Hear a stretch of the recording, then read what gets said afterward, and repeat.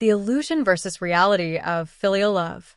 The narrative of Vivian Sterling pivots entirely on the devastating moment when the illusion she desperately clung to, that her children, Tanisha and Malik, loved and appreciated her sacrifices, was brutally replaced by the reality of their callous self-interest and exploitation. This idea explores the psychological mechanisms of denial, the shock of betrayal, and the profound, irreversible clarity that set Vivian free. For decades following her husband Marcus's death, Vivian operated under a covenant. She would sacrifice everything, her comfort, her health, her financial security, and in return, her children would eventually recognize, appreciate, and reciprocate that love. This hope was her emotional sustenance, the reason she tolerated an aching back, calloused hands, and the cold loneliness of her tiny house. She remembered the time Tanisha clung to her neck and Malik dreamed of buying her a big house. These memories were the emotional collateral she used to justify every loan, every unmet promise, and every Mother's Day spent alone. The illusion was maintained through various forms of soft, passive denial. When Tanisha started saving her money for luxuries instead of contributing to the household, Vivian remained silent, choosing to believe it was a temporary phase of youthful selfishness, not a permanent character trait. When Malik moved out without looking back, she suppressed her feelings of abandonment, telling herself he was simply a man now who needed his space, rather than acknowledging his cold indifference. Even when they repeatedly came back asking for money, she excused it as emergencies, believing they were victims of bad luck or complex adult circumstances, never outright liars exploiting her love. Every instance of neglect, the missed birthdays, the forgotten Christmases, was rationalized with the familiar refrain, "Sorry, Mama. Things got complicated. Next time." Vivian always chose the comfortable lie of "next time" over the painful truth of never. The dramatic climax on Mother's Day, however, was too stark to deny. The carefully set table, the good china, the ironed linens, the wilting flowers bought with her last few dollars, was a powerful, silent monument to her hopes. When Tanisha and Malik finally arrived late that night, not with remorse, but with the immediate demand for $3,000, the last fragile support beam of the illusion collapsed. Vivian looked at them, Tanisha smelling of expensive perfume and alcohol, Malik with his casual, expectant smile, and saw them not as her children, but as predators arriving to claim their due. I looked at them and saw everything. I saw the truth I had been avoiding.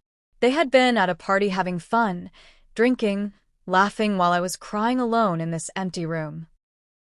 This initial realization, however, was only the precursor to the complete, devastating clarity that came the following day through their social media profiles.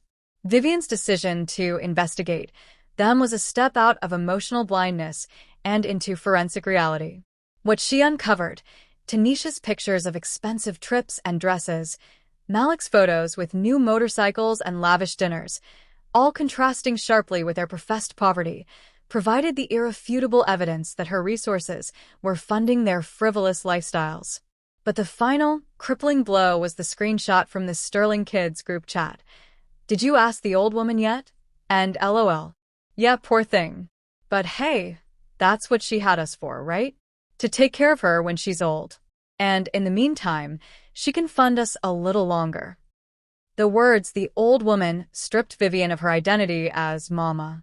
The casual cruelty, the dismissiveness, and the blatant statement that she existed only to fund us a little longer and later be a burden, utterly destroyed the illusion of filial love. Her decades of labor and sacrifice were reduced to a joke, a transaction, a source of income to be mocked. In private, this realization wasn't merely sadness, it was a profound physical and spiritual shock. I felt a strange feeling in my chest.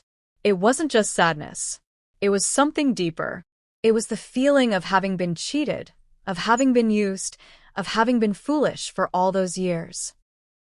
In that moment, looking at the tired, wrinkled, exploited woman in the mirror, Vivian understood that the only person who could save her was herself.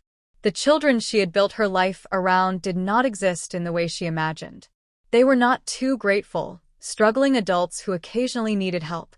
They were too calculating, entitled individuals who saw their mother as a cash machine that should always be available. The clarity achieved through this betrayal became the foundation for her empowerment. The shock of the reality, the pain of being called the old woman, was transformed into the driving force behind her strategic actions. She stopped crying over the fantasy and started planning based on the facts. Asterisk fact, they were lying and exploiting her. Asterisk action, she stopped giving them money and started documenting their deceit. Asterisk fact, they saw her as a resource. Asterisk action, she removed herself as a resource by opening a secret bank account and changing her legal documents. The shattered illusion allowed Vivian to finally see that her worth was not tied to her utility to her children. The one-way ticket was the physical manifestation of her escape from the crushing weight of a relationship that was sustained only by her denial and their greed. By acknowledging the harsh reality, Vivian Sterling, the old woman, found the strength to redefine her life, choosing dignity and self-love over the unending, unreciprocated demands of a fractured family.